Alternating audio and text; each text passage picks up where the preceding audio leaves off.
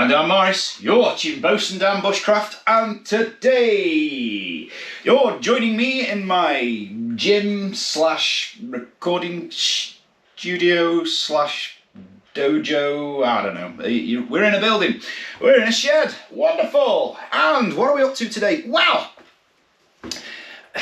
probably won't surprise you, it's kerosene related. And we're going to have a look at another heating implement. Yay! So if you're absolutely sick of seeing me messing about with heating appliances, then, you know, this probably isn't the video for you. But judging by the popularity of some of my other heat-related videos, it seems to be like there are a lot of people out there in the world struggling with staying warm and finding heating solutions in this crazy old world. And obviously the weather is a bit crazy at the moment, and some of my American subscribers have told me of the storms and things that they're encountering, excuse me, over there at the moment. Somebody from Ohio mentioned that they're in the grip of some pretty foul weather, and you know, the gas is going out, electric's going out and all of that. So everybody's looking for ways to keep warm, ways to boil a brew, you know, the good stuff. Vitamin coffee. Yes, we're not on the herbal tea today, we are back on the old black sludge. So, we've got a little treat for you today with this thing that is rather beautiful. Right then, let me introduce you to the yellow safety Crocs, always protect your feet. I know I'm dressed rather like a bit of a slob today. Oh well. Right guys, the Aladdin, get me something for my old knees. Something to kneel on. With my old bones. The Aladdin Blue Flame Heater. Yes, it's another kerosene appliance. Another old kerosene appliance. Look at this piece of absolutely blue enameled gorgeousness. Ain't it delicious? It is if, like me, you have an obsession with oil-based heating. Sorry all the environmentalists out there, oil is here to stay. You might not like that. Now, this wonderful thing. Excuse me. Now, Aladdin is an old-time British company, been around for a very long time. And this is another one of their blue flame heaters. Blue flame heaters are brilliant. There's lots of different types really. You get your blue flame, yellow flame are your main two. The biggest difference with blue flame is they're not quite as smelly. They tend to be a bit warmer and a bit more efficient. Because it's blue flame, like a gas ring, it has that sort of recycle effect where it's getting the most out of the fuel, which basically means less fumes. It's recycling and incinerating all of that. Now, this little monster is a tremendously efficient and hot little beast. It really is. Compared to some of the others, this thing does an half kick out the heat. And it's got the little fuel gauge down there as well, so you can see how much juice you've got in without having to open the tank. I mean, if you're used to your stove, you can just pick the thing up and feel the weight in it. Now, this little corker was found in an antique shop for not very much money, and it had a bit of an issue. The wick was stuck fast in there. A bit of cleaning later managed to bring it back to life. Now, that might be a bit off-putting to some people when you're purchasing older ones, if you don't know what you're doing to do the maintenance work and all of this, but you can still get the brand spanking new variants. So, you know, you don't have to mess around restoring older ones if you don't want to. So, this little devil. Open him up to expose the wick. Now, this little beast has got a very large wick area compared to some of the others. If we just jump to a different company, Valor, in the monstrositous range of Valor heaters, most of those are 40mm wicks. This is clearly a lot larger. I haven't measured it, but I'm going to guesstimate that is about 60mm. It is a huge wick surface, and as with most of these paraffin kerosene heaters, we do have the straight tube to the floor down there, which brings the cold air off the floor and makes the action all the more better, because you're literally sucking the cold air up, boiling it to death and throwing it out the top. The wick adjust on this is a bit different as well. Most of them will have the vertical side lever that rolls it up. This one's got quite a cute mechanism that brings it up by twisting this one. And you've got to get it to the point where it's going to. There we go. I can just see it creeping up now. Now, if you do go and get this exact model of stove, if your wick does not move, pull it bits clean the wick. Do not just keep winding the living devil out of that, because the way this mechanism works, you will bend it and do it some permanent harm. It's quite a soft system. Your wick does need to be free. We might touch into that on another video if I get another stove that has a bit of a sticky wick. We'll go through that then. So wind it up till we can see it, as we do with all of them. Let's introduce a bit of flame to this little creature. See, I thought today we'd do this because I did not want you all to be thinking that I have finally ran out of paraffin-based appliances. I have not. Just while this gets going, questions people asked me the other day, grade 1 paraffin, grade 2 paraffin, kerosene, what's the difference? In something like this, nothing, go for the cheapest. Kerosene's absolutely fine.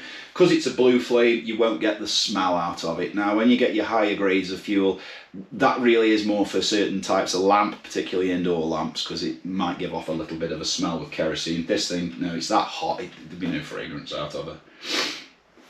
That's now going. We'll close it shut. And once we've closed that shut, in just a short time, crank her up a bit, that will turn into a lovely blue ring of fire, and we'll get to that in just a moment. Now, with a stove like this, I'm going to have to show you this quick before it gets hot, you get a little bit more than you think, because if we take that off, this turns into a cooking stove. I think I still need to crank her up just a touch to get her to blue flame. As I say with all of these things, don't go nuts with your wick from the start, because when they get hotter, the flame will grow and you will end up with a big smoky mess. Let's crank that a little bit. Come on, you little beggar. Actually, I think I'll just leave that to warm up a bit now. So there we have a stove to cook on, and it's already getting to the point I cannot hold my hand over there. Ah! Now, I've already used this several times before for boiling kettles and cooking on. It's quick, it's very, very good at doing that. So you're getting 2 in 1 in a sense, because yeah, you can cook on it as well. You know, big pots of stew and all of that, brilliant for it. Lovely. Wow, that's warm. You can hear it turboing up the tube, because in essence, really, the way that these work with this big chimney on them like this is they do run very much like a rocket stove. So we're going to pop that in there, turn it so it won't fall off. There's your cover cap on. Magic! Now then, with this particular style of, come on baby, blue flame, you know you want to. Blue flame for daddy, behave yourself. There we go. Nice. And you can hear the noise now, jetting up the chimney. Beautiful. Wow, that's warm. What's the difference then between, say, this style, which is basically just your chimney, and what we did a little while ago, the Valavector? Now, they all work in essence in exactly the same way, but your Valavector is in that little box. And what that box does is change your airflow, basically, so that it turns the room. Now, with this one, there is something you can do really well, which really increases the efficiency of it. And it works on the plant pot heater as well, strangely enough. It'll work on pretty much anything with heat. A couple of nuts, just to raise it off the deck there. And what I'm going to do is pop onto it one of these heat activated fans. like that. Marvellous. Now we'll give that a minute. It really doesn't take very long with this particular stove, and we'll let it get going. Oh, it's just starting to go. We've got one blade turning. I bet you if I give it a little tap. There we go. There we go. Spinning. Very nice. And you can really feel, unlike when I put this fan on some other heating devices, like the big stove in the living room. The big stove doesn't really run this that well, and that's because it's got baffles and things in it to recycle the air, to make sure all the sort of carbons and stuff have been burnt out of the smoke, whereas this one's just straight up, and it's already doing the carbony burny thing on its own by the blue flame. This though, you get a proper draft off it that you can feel blowing around the room. Now, I have had comments from people saying these fans don't work. They do, they work great. You might just be putting it on an inappropriate appliance, really, which, you know, it's one of those things. I have to space it from the top of this stove because it's simply too hot and it would fry the thing. Now, what's interesting about that, if you look into this as a form of emergency heat, is these little fans are not the only things you can get to run on a stove top. In the line of emergencies, you can get devices such as this that will actually charge your phones and appliances from the heat. This is not a new concept. For a very, very long time, things like refrigerators in caravans have been running off gas. By burning gas, you can generate the electricity to run a refrigerator. So you can get devices like this. I mean, I believe you can get such things called Kelly kettles, where you just light sticks inside of a space inside of them and it boils your kettle water.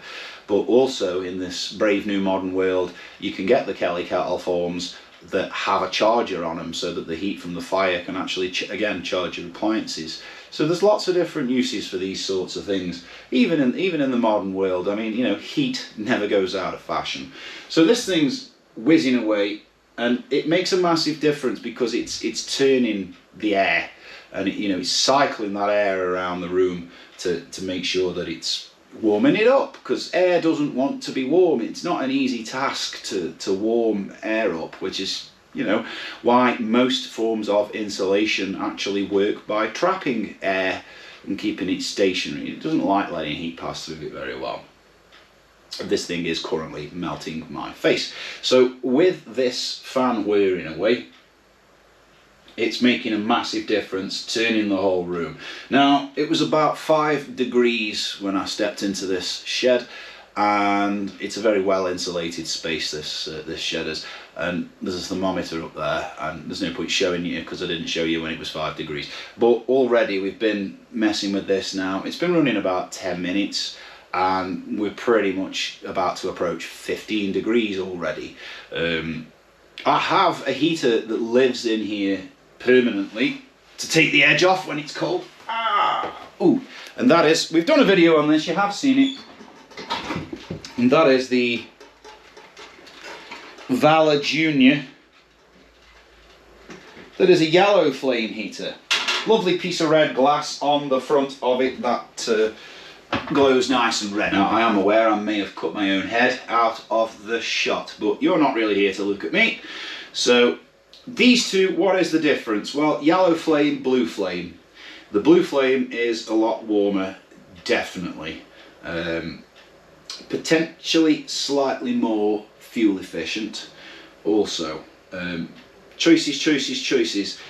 This one is the choice for in here because it's a smaller area, and this one simply isn't as hot, but it'll warm this place up to 26, 27, 28 degrees with no trouble whatsoever.